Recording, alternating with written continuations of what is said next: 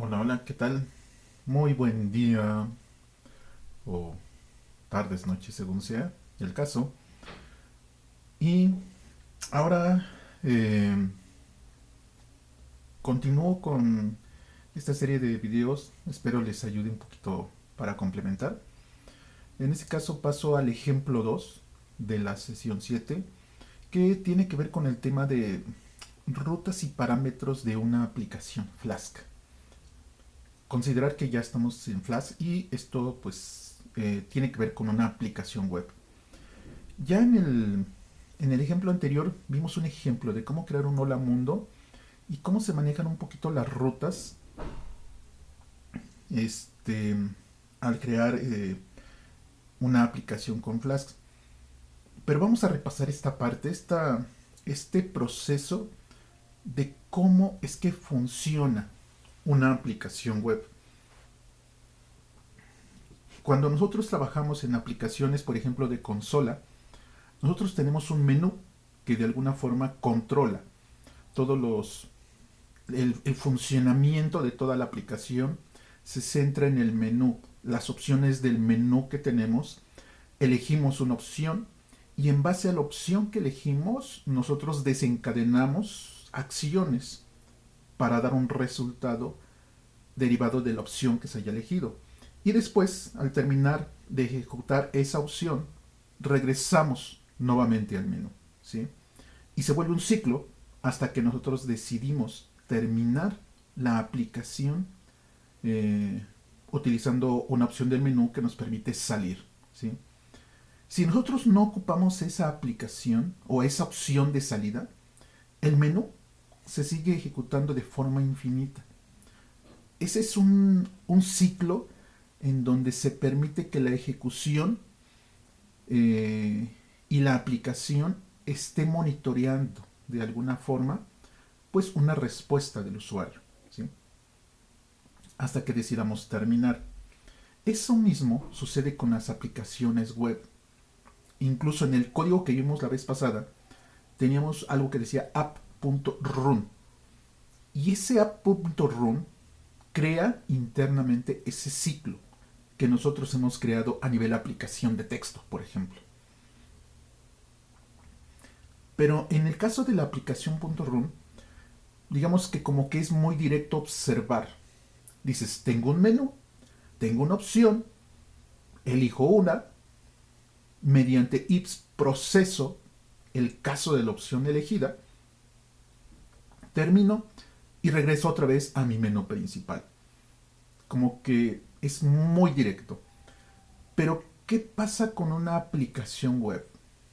En donde los componentes o los integrantes que participan en la ejecución ya no solamente es un programa. Y esto es lo que se conoce como aplicaciones cliente-servidor. ¿Por qué? Porque el programa que visualiza los resultados es uno. Y el programa que atiende peticiones, procesa la opción elegida, genera resultados y envía el resultado para su visualización es otro, ¿sí? Y en ese sentido les quiero mostrar aquí un esquema que espero un poquito ayude a entender este proceso, ¿sí? Esto, les digo, deriva un poquito de lo que se conocen como aplicaciones cliente-servidor, en donde tenemos un servidor que está esperando peticiones, normalmente está a la espera de petición de que algún programa cliente mande una señal y diga necesito esto. Y entonces, mediante esa petición de necesito esto, el servidor se pone a trabajar y regresa algo, desde la información pedida hasta un código de error porque a lo mejor no pudo procesar la petición, ¿sí? Bueno, ese esquema es el que funciona en prácticamente todas las aplicaciones web e incluso desde una página web simple, ¿sí? No es lo mismo con una aplicación, por ejemplo, como la que hicimos de texto, en donde la aplicación y la parte del menú que se visualiza están intrínsecos en un solo programa. el cliente y el servidor es ese mismo programa, ¿sí? Están mezclados. Acá se separan, ¿sí? Y entonces, vamos a ver el caso. El caso donde precisamente, digamos, tenemos aquí un poquito, espero se alcance a ver ahí bien, en esa sección verde, ¿sí? Que es cuando nosotros trabajamos con, eh, pues, un navegador, ¿no? Es una aplicación de internet, una aplicación web, o bueno, prácticamente todas las aplicaciones web se pueden acceder en general, digamos que de varias maneras, pero la estándar es a través de un navegador, ¿sí? Entonces, les estoy colocando aquí cómo normalmente es que el cliente, el cliente usuario, no el cliente programa, ¿sí? O sea, un usuario, voy a ponerle aquí a lo mejor le debí haber puesto usuario, ¿sí? O una personita, ¿no?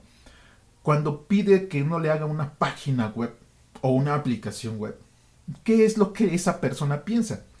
Dice, bueno, pues yo tengo, ¿sí? O sea, yo abro un navegador, un programita navegador, llámese Chrome, Firefox, Edge, Opera, Safari, o sea, un navegador, ¿sí? Y no, incluso no necesariamente en un sistema operativo de un PC o un laptop, sino puede ser una tablet, un móvil, ¿no? O sea, ¿hasta dónde va esto, no? Con que sea un navegador. Dice, yo abro mi navegador, yo escribo una dirección de dominio, ¿sí? Un dominio que escribimos nosotros aquí, y después de que nosotros escribimos, ¿sí? El dominio en el navegador, yo presiono Enter normalmente o un clic de ir, y entonces, mediante alguna magia, que es como lo ve el usuario, las personas que solicitan estos proyectos, sucede una magia y alrededor de algunos minutos aquí esta cosita empieza a dar vueltas porque dice cargando página, ¿no? O sea, nosotros nada más dice aquí que está cargando página y de repente la magia hace realidad. Aparece el resultado de la página, que en este caso puede ser un Hola Mundo, puede ser una página de productos, puede ser una página informativa de la organización, una página de resultados, etcétera, etcétera, ¿no? Pero el proceso a nivel persona usuario, digámoslo así, es este. O sea, una página web o una aplicación web vista desde el usuario es, yo tengo un navegador, escribo una dirección y entonces eso me tiene que regresar una página. ¿Sí? O sea, punto. Eso es lo que el usuario ve y es el proceso más simple. ¿Sí? Desde ahí quiero partir. En apariencia aquí no hay un cliente y un servidor. En apariencia, ¿sí? Entonces vamos a desmenuzar este proceso para entender un poquito cómo es que funciona esta parte de las aplicaciones web. Entonces voy a ello.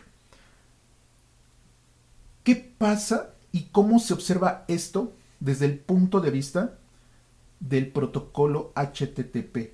¿Sí?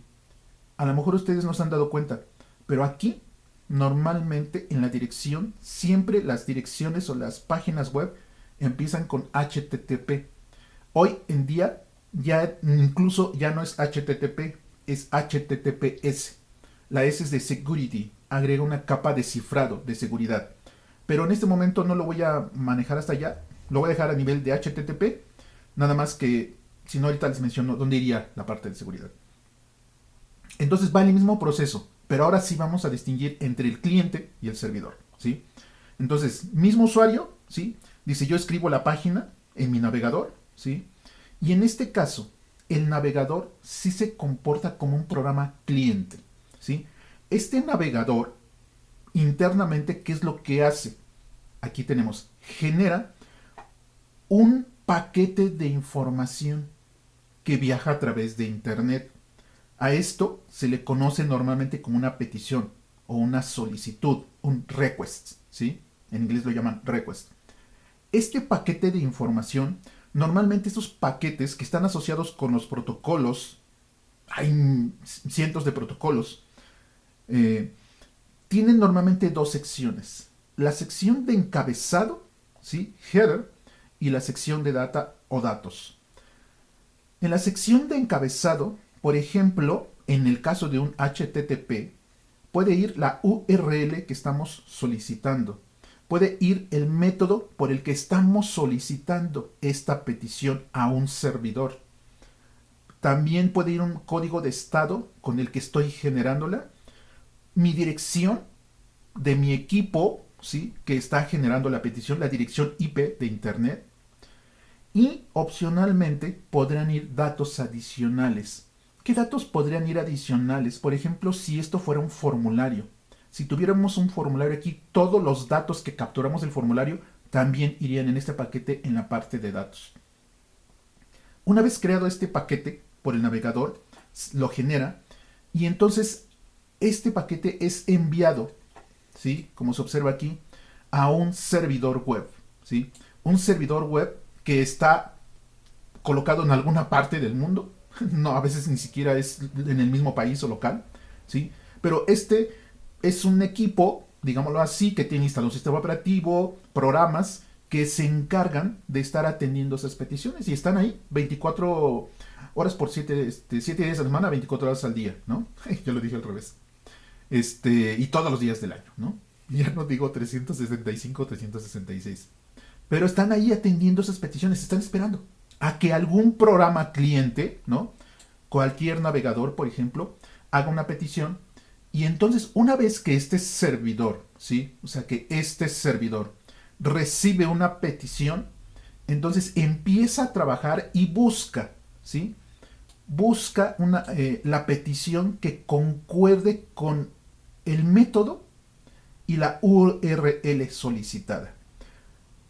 Aquí vale la pena mencionar que cuando nosotros tenemos una URL, tenemos, digamos, tres partes fundamentales.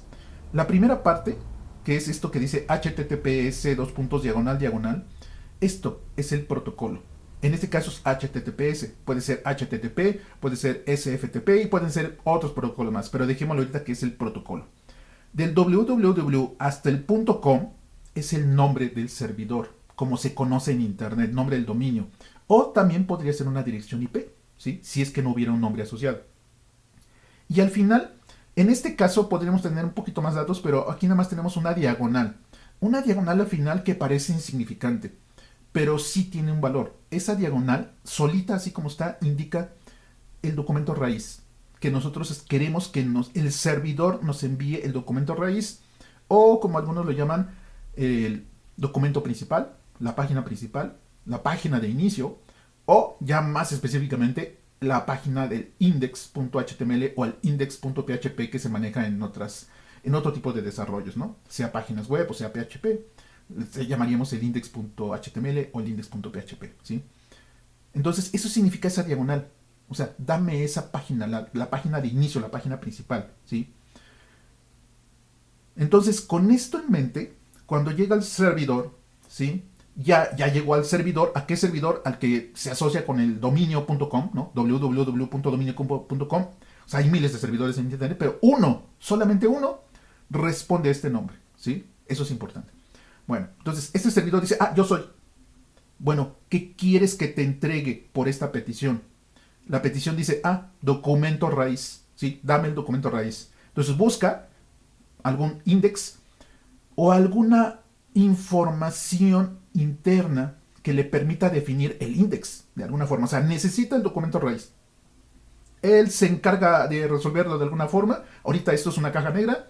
Encuentra el documento y genera una respuesta, ¿sí? Entonces genera un response, que no sé si maneja en inglés, que es una respuesta que también trae un encabezado con un tipo de contenido que normalmente indica que es de tipo HTML, la codificación si es UTF-8, Latin 1 o cualquier otra cosa, para otros países puede ser. Y también aquí casi siempre vamos a tener datos. Datos en el sentido de que vamos a tener nuestro HTML, nuestro TXT, nuestro CSS, nuestro JavaScript o incluso imágenes, ¿no? O sea, pueden ser datos binarios que no podamos leer nosotros como seres humanos, pero que son regresadas para que sean interpretadas por los programas que los van a revisar, ¿sí? Entonces, ya que tenemos nosotros, ¿sí?, esta parte de la respuesta, que teníamos aquí, que es el encabezado y la parte de datos, pues esta respuesta generada por el servidor se envía, ¿sí?, a través del mismo canal de comunicación al navegador. El navegador, una vez que recibe esta petición, los navegadores, dependiendo de las versiones, y por eso es que normalmente hay que estarlos actualizando, deben ser capaces de entender el contenido de esta respuesta, porque ya son estándares, ya están establecidas las reglas de cómo se crean estos paquetes de respuestas. el navegador lo interpreta y entonces vemos una página bonita que dice Hola Mundo, con las imágenes, formatos, CSS, animación, lo que tenga, ¿sí? O sea, se genera en el navegador. Bien, entonces así más o menos a las cosas, sería el proceso de un protocolo cliente, navegador, ¿sí? Servidor, algún equipo con software que está por ahí atendiendo, ahorita es una caja negra, ¿sí? Y esto es un ciclo que se repite. Cada vez que yo doy un clic o doy una dirección, ¿sí? Se genera una respuesta y se genera una petición y recibimos una respuesta que es procesada por el navegador. Bueno, pero aquí ¿dónde está Flask? ¿No? O sea, nos faltó esta parte de Flask todavía. Bueno, vamos a esa parte precisamente. Déjenme hacer un poco más pequeñito esto porque si no, no va a caber acá. Y vamos a ponerlo por aquí, a ver si se puede ver mejor. Ajá, sí, creo que sí ahí. Muy bien. Entonces, aquí tengo el mismo diagrama, pero en esta ocasión vamos a desglosar la parte del servidor. Nuevamente, ya lo que había comentado, tenemos un usuario que escribe una dirección web. Esto se traduce en una petición, sí, un paquete de datos, donde tenemos la URL que incluye la diagonal al final que está solicitando la página principal. Sí, de hecho aquí tengo marcado como path, ¿no? O sea, ¿cuál es el documento que quiero obtener? Y se llama variable path, así es como se conoce ya en el paquete como tal. Método get, que es solamente de pedir, get, dame, ¿no? Dame tus datos. No voy a hacer modificación ni nada. Un status, la dirección remota, que es del navegador, del equipo del navegador. Y tenemos aquí pues, los datos que posiblemente estén vacíos. Se envían nuevamente al servidor, ¿no? Pero ahora el servidor, quiero ver si se puede observar un poquito más de esta forma. El servidor, ahora esto lo que era antes una caja, ¿no? Negra, ahora lo estoy desglosando en unos componentes para que se observe dónde está Flask, ¿sí? Entonces vamos a ver qué pasa con el servidor. Ahora ya no es una caja negra. Y entonces tenemos por aquí, ¿sí? Componentes de Flask en una etapa de desarrollo, lo que programamos nosotros en nuestra maquinita antes de subirlo a un servidor también como tal. Pero espero se entienda. Flask, cuando nosotros ejecutamos Python mia.py, ¿sí? O el hola.py que habíamos hecho por ahí, esto crea, ¿sí? Un micro servidor web. Una cosa pequeñita, por eso lo pongo aquí como un iconito muy pequeñito, que lo que hace es precisamente recibir la petición generada por el navegador. Este servidorcito se encarga, este servidorcito de hecho se crea a nivel local para que yo como desarrollador no tenga que instalar un servidor y todo lo demás. Y entonces funciona muy bien para mí, pero ojo, aquí siempre se hace la sugerencia de que este servidor no está hecho para ponerse en producción, porque no es capaz de atender ni siquiera 10 peticiones simultáneas. Es muy sencillito, le pone unas 10 peticiones, pum, se bloquea, ¿sí? No aguanta la carga. Pero para desarrollo está muy bien. Entonces, este pequeño servidor recibe la petición, ¿sí? Que habíamos dicho, el paquete de datos que generó el navegador. Lo que va a hacer es que busca el path, o sea, el path es esta diagonal nada más. Fíjense, ya no ni siquiera la URL, el HTTP, el nombre, la IP, no. Me quedé con la diagonal, ¿sí? Esa diagonal final es con la única que me quedé. Aquí con lo que se queda Flask. Y dice, esa diagonal es la ruta o el documento que tú necesitas o que me estás pidiendo. ¿Qué hago? Busco ese path en las rutas definidas como decoradores en mi documento. O sea, veo si hay algo que diga app.route y que entre los paréntesis diga diagonal. Ah, pues qué sorpresa, ya lo hemos hecho. O sea, sí existe una línea que tenga esto. Entonces, ¿qué es lo que hace? Bueno, una vez que encuentra esta ruta, viene y entonces, ¿sí? A este nivel, aquí ya no entró mi, mi página, déjeme ver si lo puedo meter para acá para que se vea. Ahí ya se ve, ¿sí? O sea, a este punto, cuando ya encontré cuál es la línea donde está la ruta que está asociada con el path, ¿sí?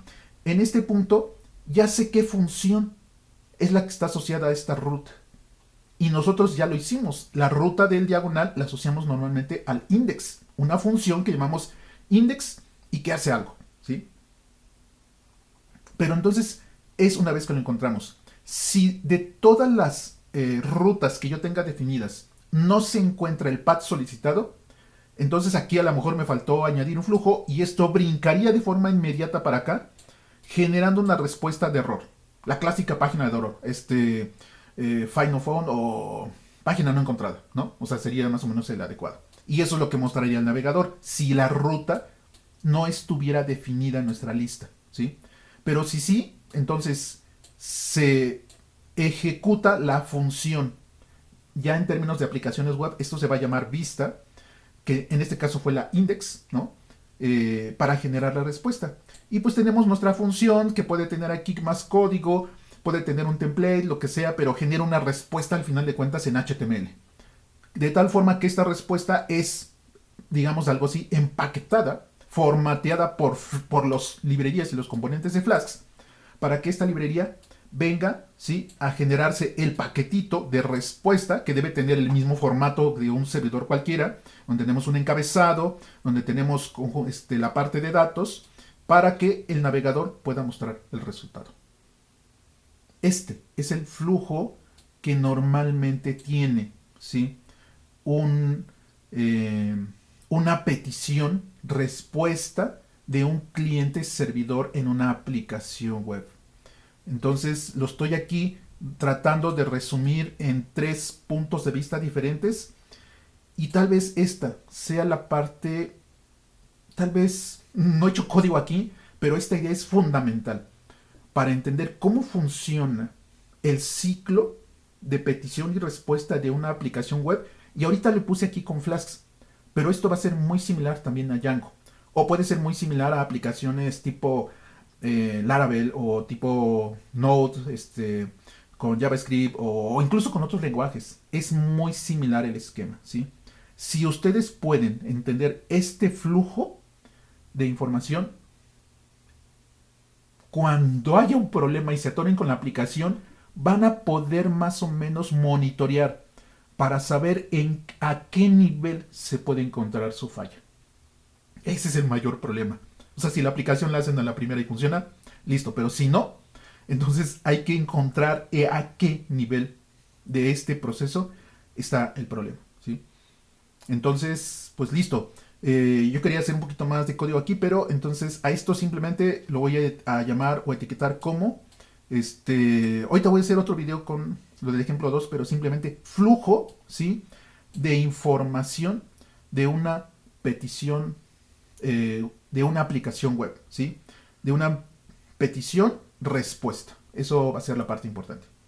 Bueno, pues hasta ahí nada más. Espero haber ayudado un poquito con este esquema que pues espero no es todavía un gran diseño, pero espero haya ayudado a esclarecer cómo funciona este flujo. Bueno, hasta ahí y pues ahorita continúo con la siguiente respuesta. Chao.